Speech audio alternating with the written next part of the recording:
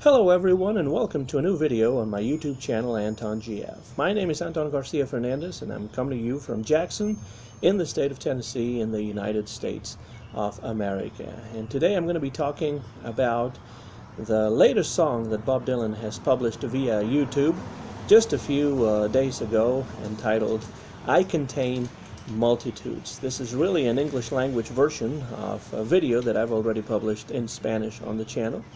And it has to do with this new song by Bob Dylan, which was published just about 3 weeks after the release of the previous song, which was a 17-minute epic about the murder of JFK, entitled Murder Most Foul. No 17 minutes in the case of I Contain Multitudes.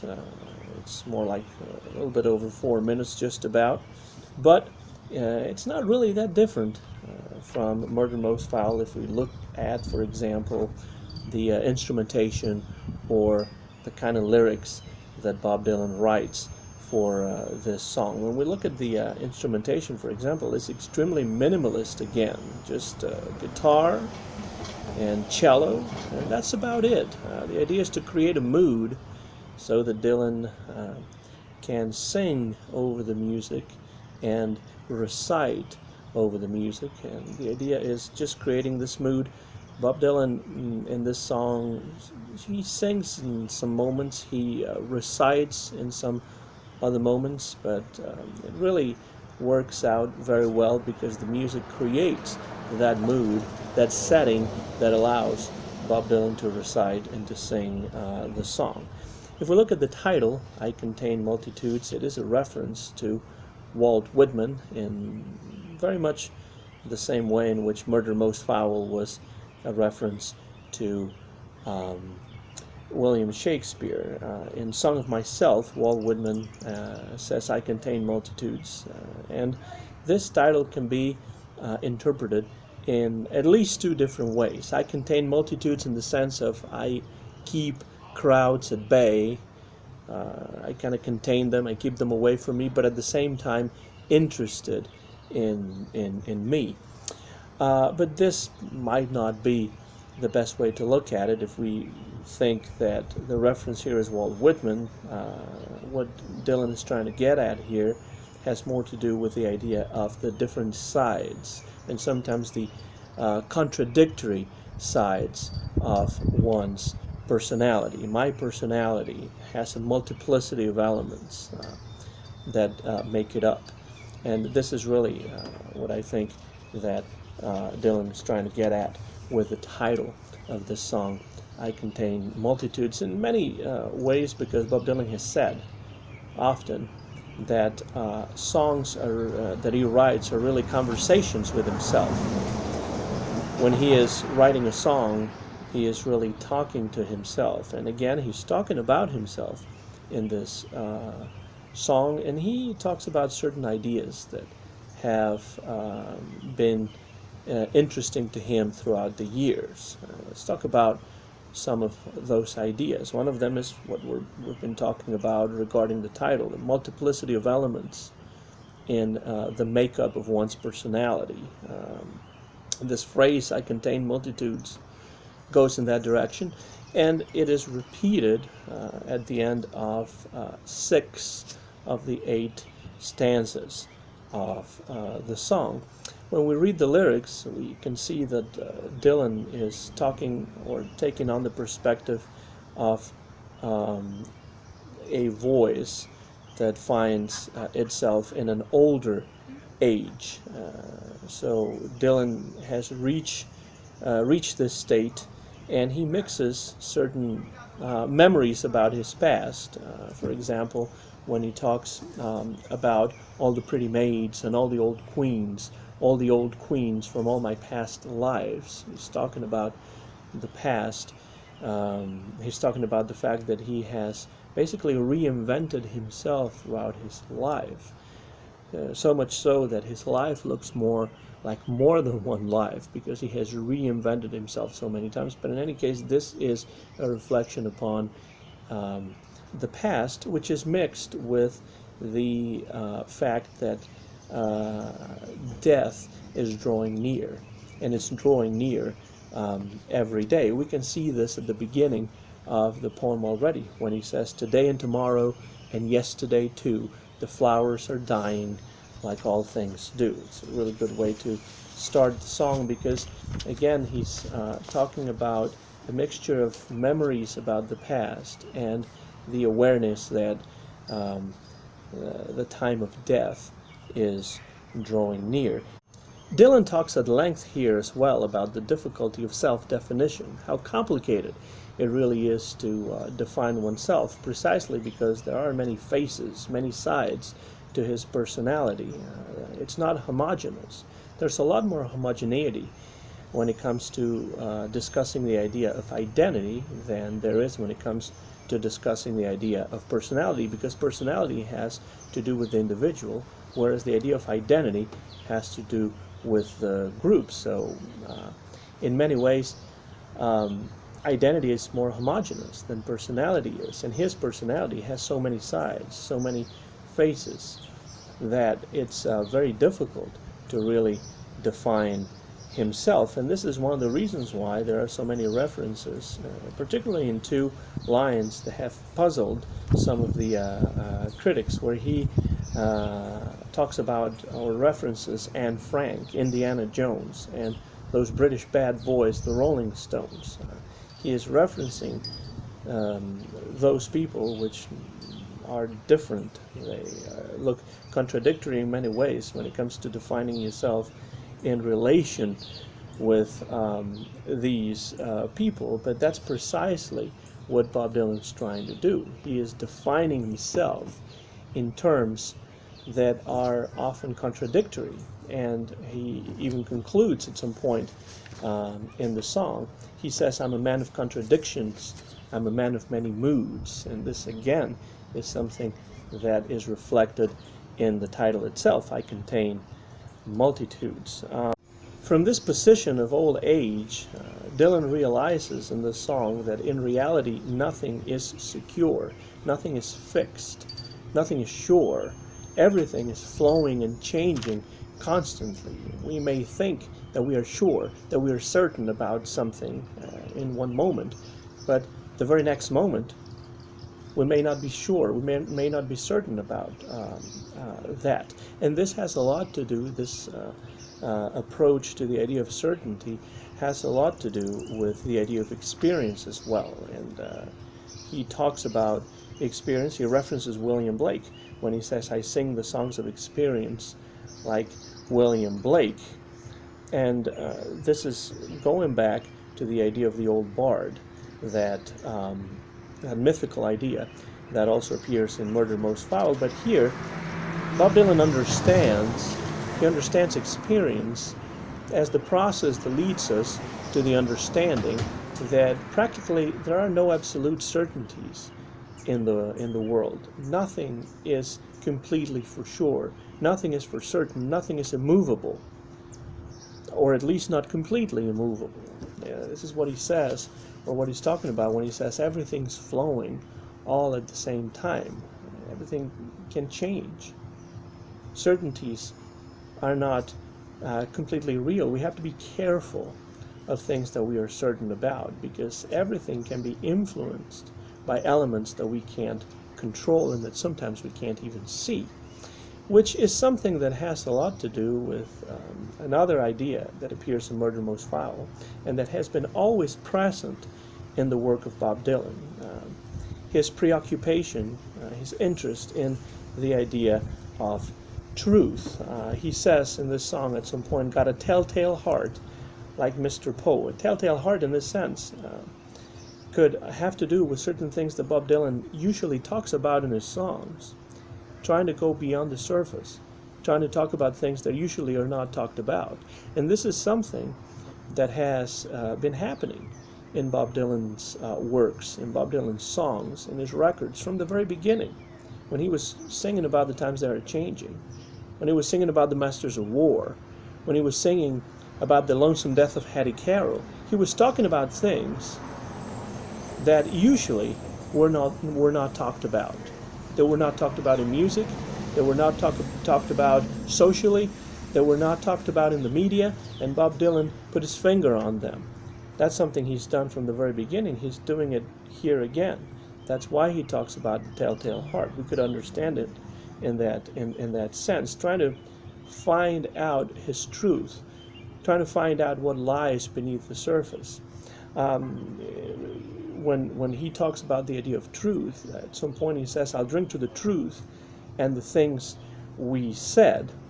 So the idea of truth is meaningful to him, but if nothing is sure, if everything is changing, if everything's flowing all at the same time, how can we access, how can we get near this idea of truth? Well, the only way to do that is to not believe, to not take at face value everything that we hear, everything that we read about, without using or without looking at it through a critical lens.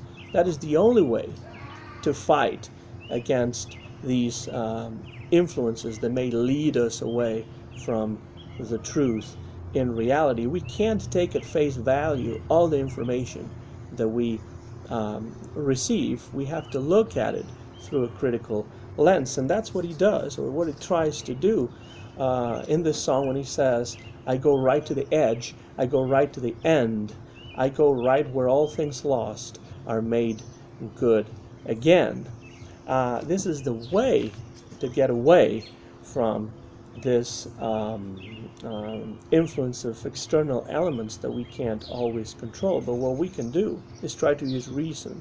What we can do is try to use our own sense of criticism to try to go beyond the surface, to look at reality again through a critical lens. This is nothing new in Dylan's poetry. This is nothing new in Dylan's music, and it is nothing new in Dylan's worldview.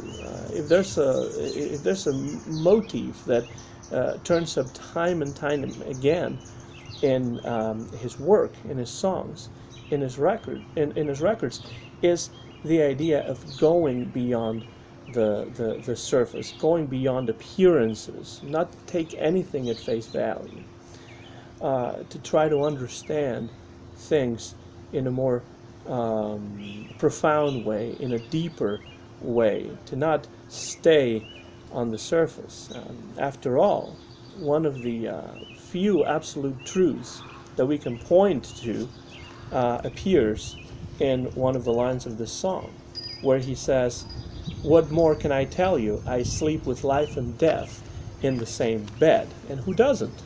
When you go to bed every night, are you sure that you're going to wake up in the morning?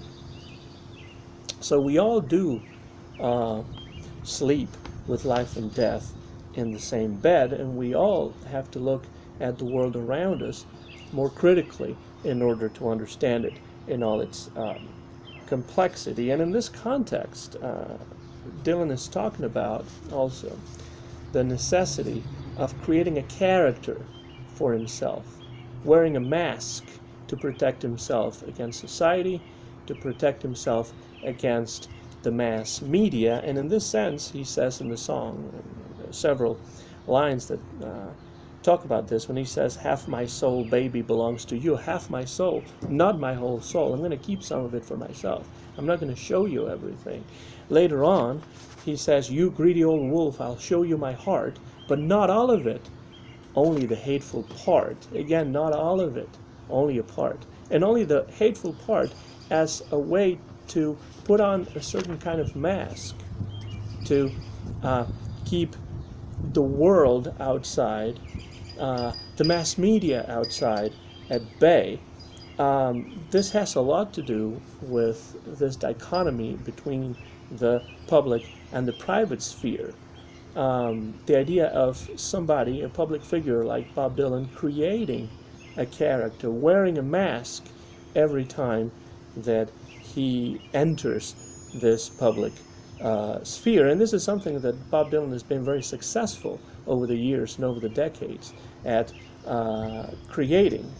Lots of critics have talked about the fact that it is very difficult to get to know and to understand Bob Dylan's real personality. But this happens not just with Bob Dylan. This happens with everybody.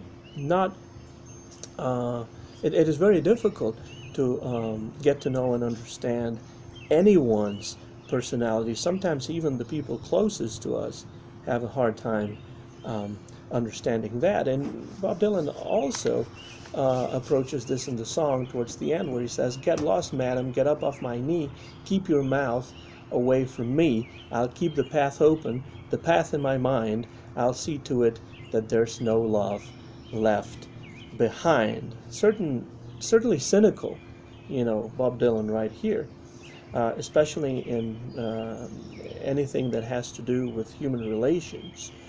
But it is a Dylan that is approaching reality as he grows old, as he gets to the end of his life, from a position of solitude, of contradiction, and giving a lot of importance to art, not just his art, but the art of other people that has helped shape his own art.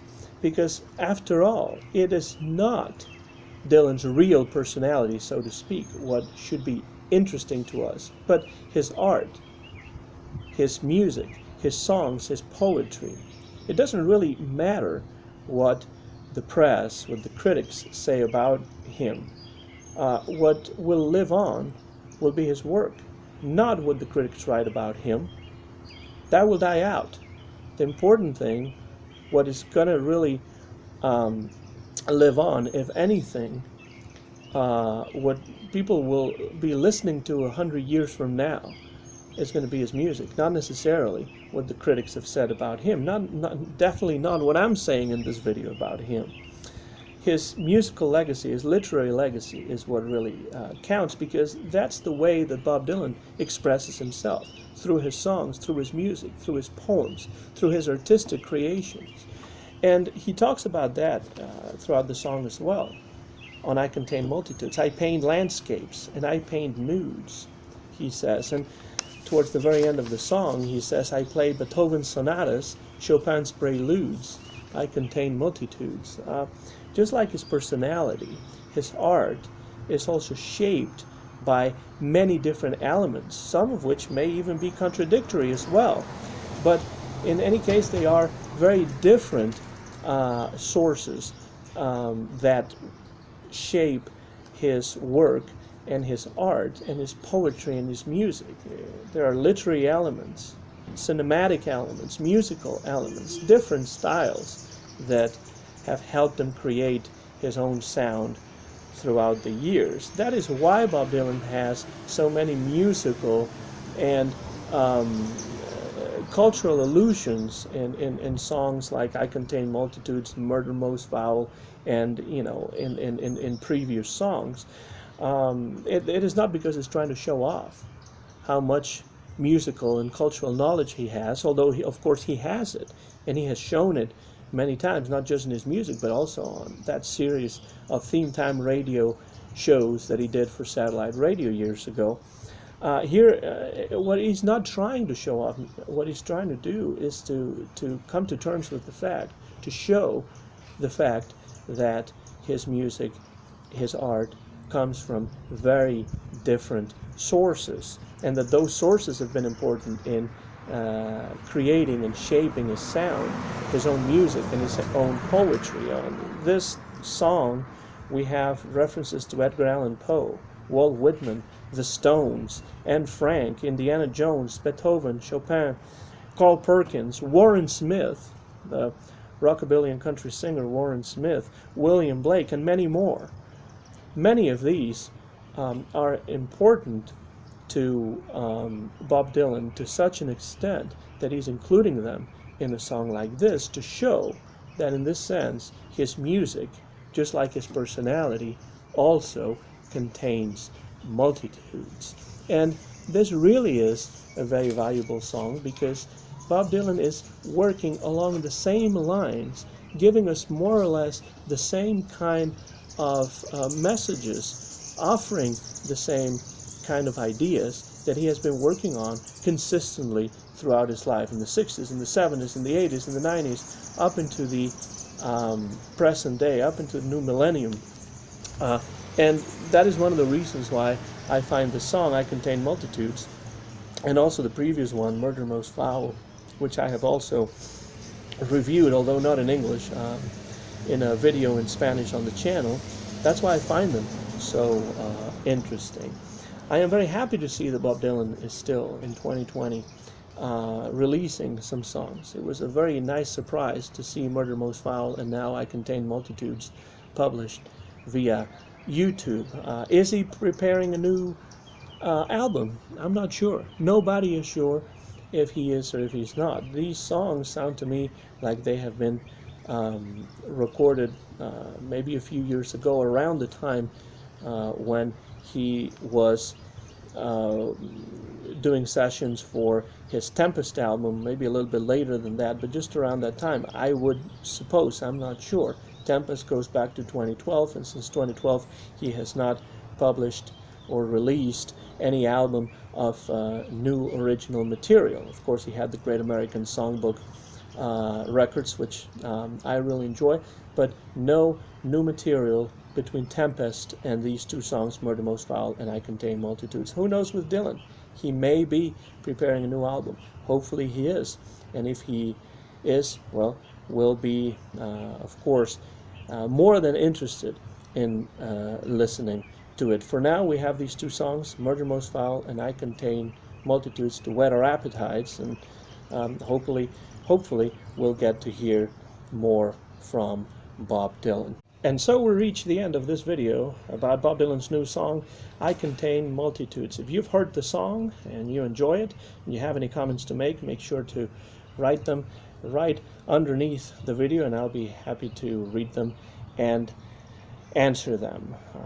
Thanks a lot also for making it this far. My name is Anton Garcia Fernandez.